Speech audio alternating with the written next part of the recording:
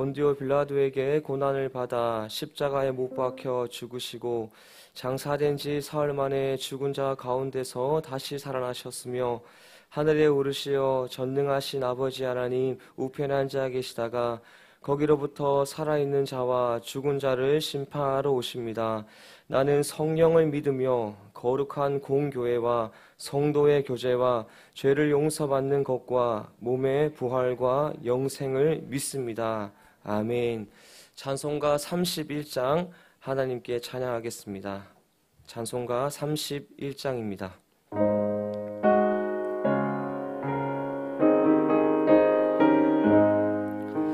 찬양하라 복되신 구세주 예수 백성들아 사랑을 전하세 경배하라 하늘의 천군과 천사 주님 앞에 영광을 돌리세 목자같이 우리를 지키시고 종일 품에 늘 안아주시니 찬양하라 높으신 권세를 찬양 찬양 찬양 영원히 드리세 찬양하라 복되신 구세주 예수 우리 대신 죽임을 당했네 구주 예수 영원한 구원의 소망 경배하며 겸손히 절하세 찬양하라 우리 죄 지신 예수 그의 사랑 한없이 크셔라 찬양하라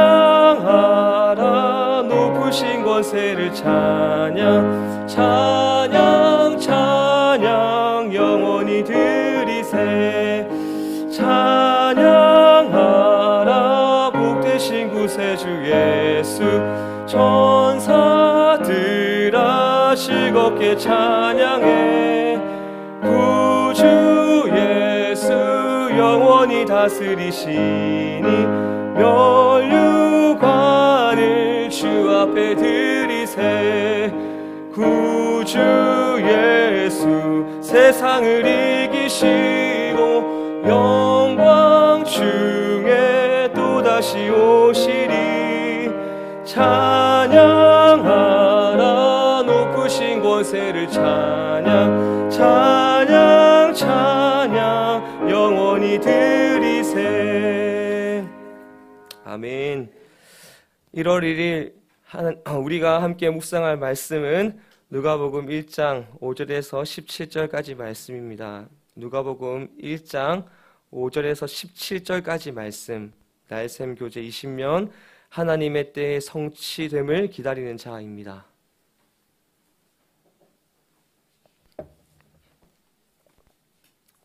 유대왕 헤롯 때에 아비야 반열에 제사장 한 사람이 있었으니 이름은 사가랴요 그의 아내는 아론의 자손이니 이름은 엘리사벳이라.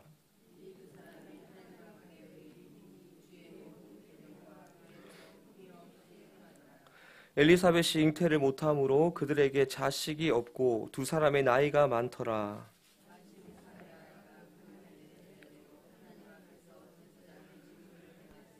제사장의 전례를 따라 제비를 뽑아 주의 성전에 들어가 분향하고 주의 사자가 그에게 나타나 향단 우편에 선지라. 천사가 그에게 이르되 사가랴여 무서워하지 말라 너의 간구함이 들린지라 내 아내 엘리사벳이 내게 아들을 낳아 주리니 그 이름을 요한이라 하라.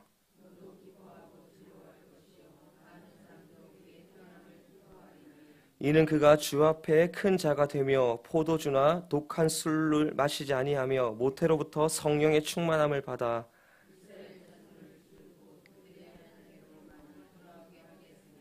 다 함께 그가 또 엘리야의 심령과 능력으로 주 앞에 먼저 와서 아버지의 마음을 자식에게 거스르는 자를 의인의 슬기에 돌아오게 하고 주를 위하여 세운 백성을 준비하리라. 아멘.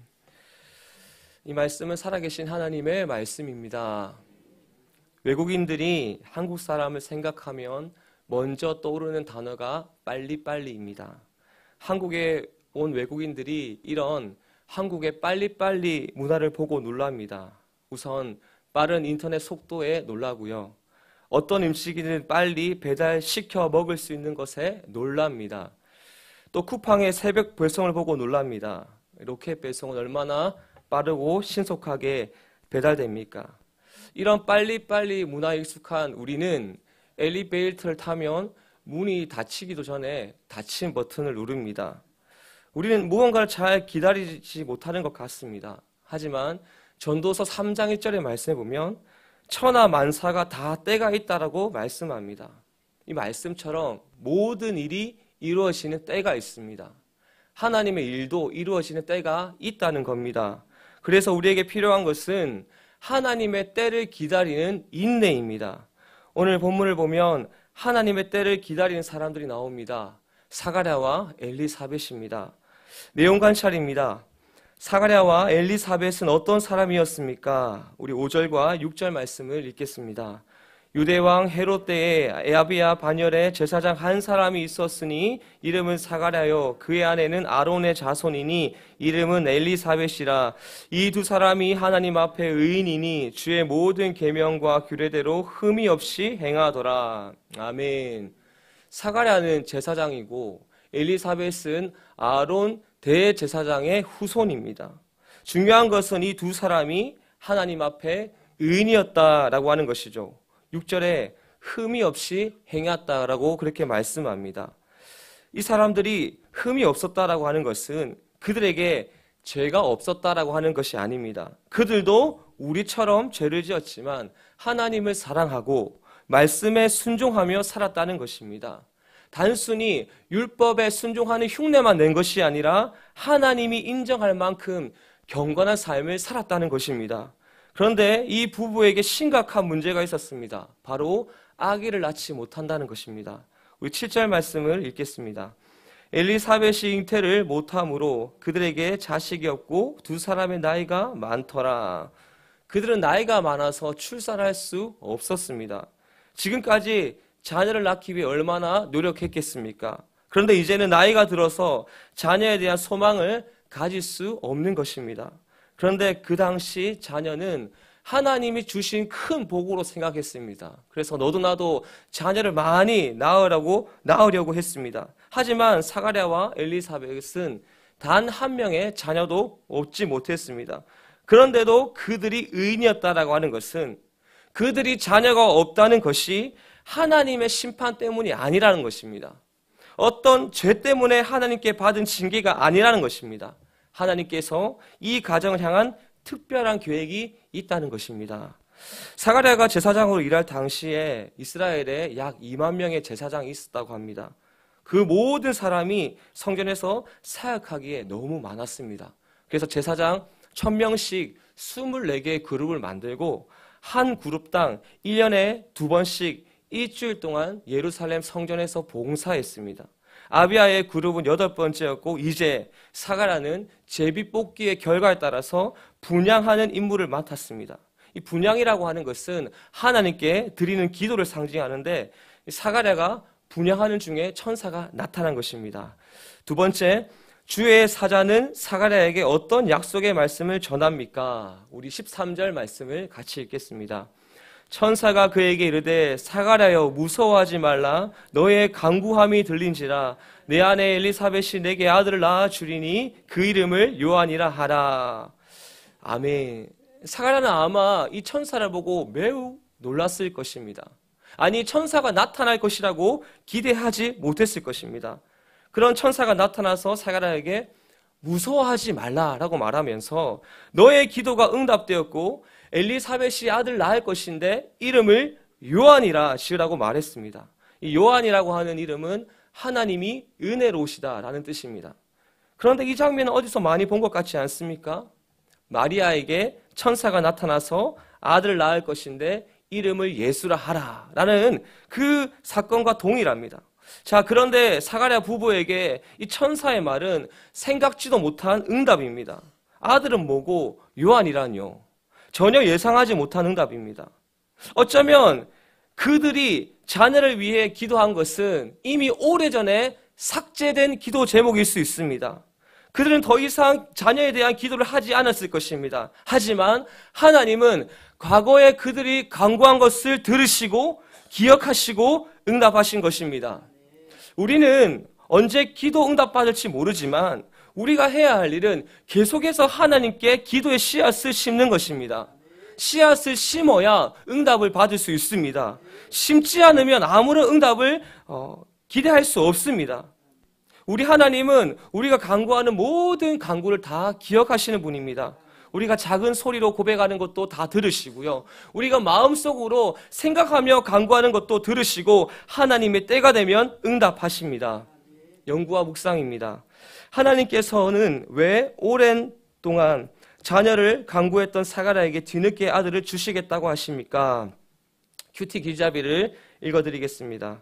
모든 일을 근원부터 자세히 살피려는 누가는 아비야의 반열의 제사장인 사가랴와 그의 아내 엘리사벳을 주목합니다. 사가랴는 암울한 시대 속에서도 말씀에 근거한 삶을 살며 성실하게 성전에서 봉사하는 제사장이었습니다.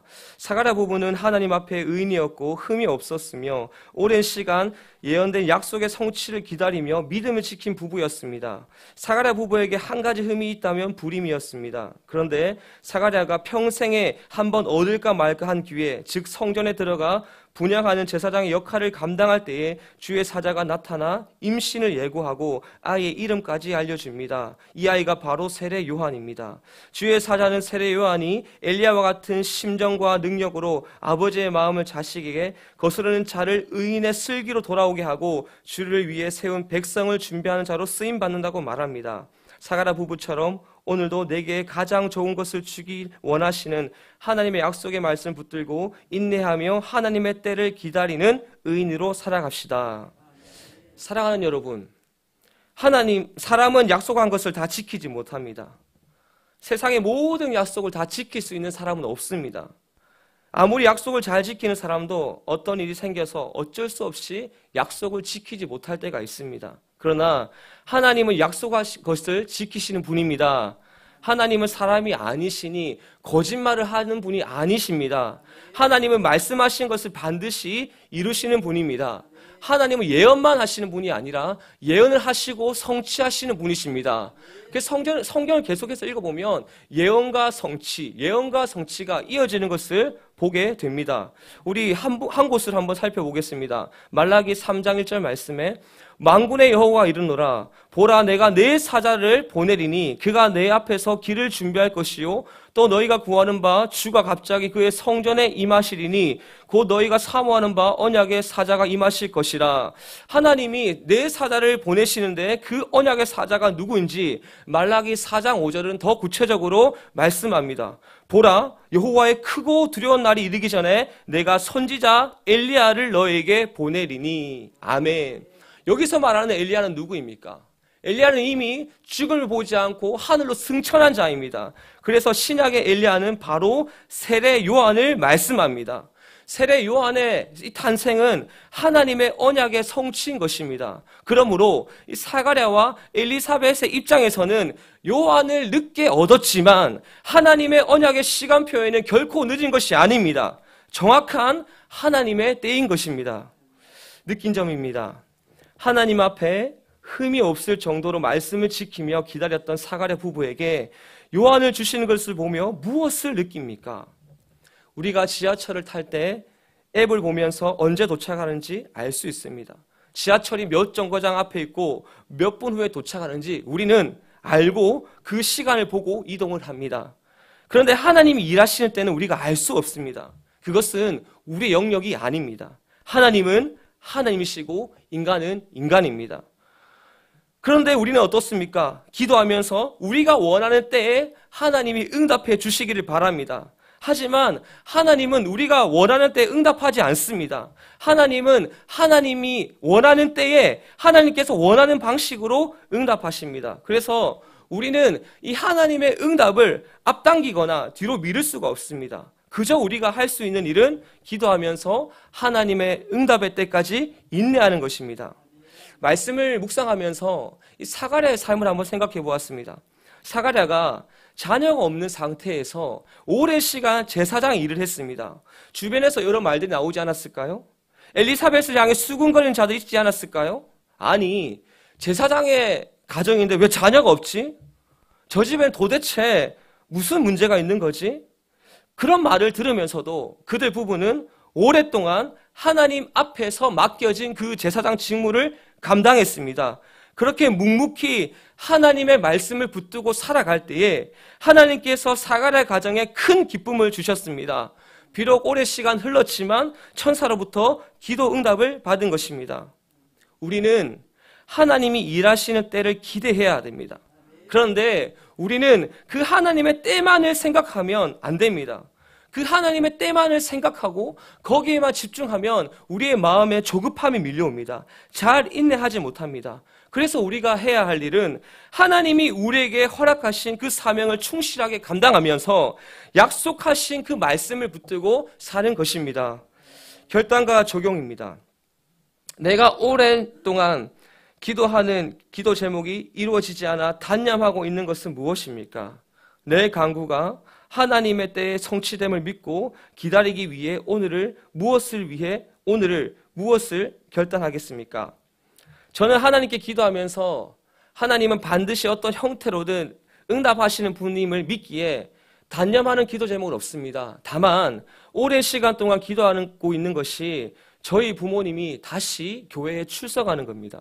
저는 불신자 가정에서 오랫동안 신앙생활하면서 6년 가까이 기도했을 때 저희 아버지께서 먼저 교회 등록하시고 몇 달 뒤에 어머니가 교회 등록하셨습니다. 그리고 아버지가 세례를 받으시고 구역 모임에도 잘 참석하셨습니다. 그런데 신앙이 어린아이 수준일 그때에 갑자기 이사를 가시면서 너무나도 저희 부모님을 잘 돌봐주시던 그 공동체가 없어져 버린 겁니다. 그래서 지금은 교회를 출석하고 있지 않습니다. 그래서 저는 새벽마다 하나님이 저희 부모님의 마음을 움직여 주셔서 빨리 가까운 교회로 출석하기를 위해 기도하고 있습니다. 그래서 제가 오늘 결단해야 될 것은 저희 부모님의 구원을 위해 군대에서 땅을 치며 눈물로 중보했던 그 마음을 회복하는 것입니다. 사람은 시간이 지날수록 첫 마음이 무뎌지는 법입니다. 여러분도 오랜 시간 기도하면서 마음이 무너진 기도 제목은 없습니까? 너무 오랜 시간 동안 기도 응답이 없어서 포기하고 있는 그런 기도 제목은 없습니까? 이 시간 우리가 처음 기도했던 그 마음을 회복할 수 있기를 바랍니다. 예레미야서 33장 2절과 3절 말씀입니다. 이를 행하시는 여호와, 그것을 만들며 성취하시는 여호와, 그 이름을 여호와라는 이가 이와 같이 이르시는도다. 너는 내게 부르짖으라. 내가 내게 응답하겠고 내가 알지 못하는 크고 은밀한 일을 내게 보이리라. 아멘. 하나님은 우리의 간구를 들으시고 반드시 하나님의 때에 응답하실 것입니다. 마귀는 우리가 하나님께 기도하는 것을 어떻게든 막으려 하겠지만 우리 모두는 이 언약의 말씀을 믿으며 2024년 하나님께서 응답하실 때까지 인내하며 기도하는 저희들 되기를 간절히 소망합니다. 이 시간 우리 교회 기도 제목을 가지고 기도하겠습니다. 오늘은 지역사회를 위해서 기도하겠습니다. 지역사회를 위해 일하는 공직자들이 하나님을 경외함으로 시정을 잘 운영하게 하소서. 우리가 사는 지역사회가 범죄 없는 살기 좋은 도시가 되게 하소서. 지역사회의 교육 환경이 더욱 좋아져서 꿈과 희망이 넘치는 도시가 되게 하소서. 우리 지역사회가 한국교회 부흥의 진원지가 되게 하소서. 사람들을 미혹하는 이단들로부터 지역사회의 성도들을 보호하소서. 지역사회의 모든 교회들이 연합하여 복음화를 이루게 하소서. 예수님의 이름으로 기도합니다. 아멘. 하나님, 우리에게도 사가랴와 엘리사벳처럼 오랜 시간 동안 간구하는 기도 제목이 있습니다. 우리가 기도 응답에만 초점을 맞추지 않게 하시고 주어진 일상을 예수님과 동행하며 살게 하여 주옵소서. 기도 응답에 대한 조급한 마음을 버리게 하여 주시고 인내하는 자로 살게 하옵소서.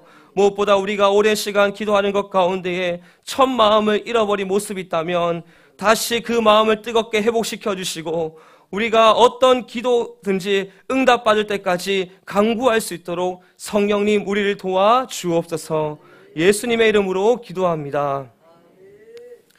이제는 우리 주 예수 그리스도의 크신 은혜와 하나님 아버지의 담이 없는 사랑과 성령님의 인도교통 충만하심의 역사가 하나님의 언약은 반드시 성취됨을 믿으며 오늘도 묵묵하게 삶의 자리에서 기도하며 하나님의 응답의 때를 기다리는 새벽 성도들 머리 위에 저들의 가정과 직장과 사업장 위에 꿈이 있고 행복한 오상교회 위에 이제로부터 영원토록 함께 하시기를 간절히 축원하옵나이다.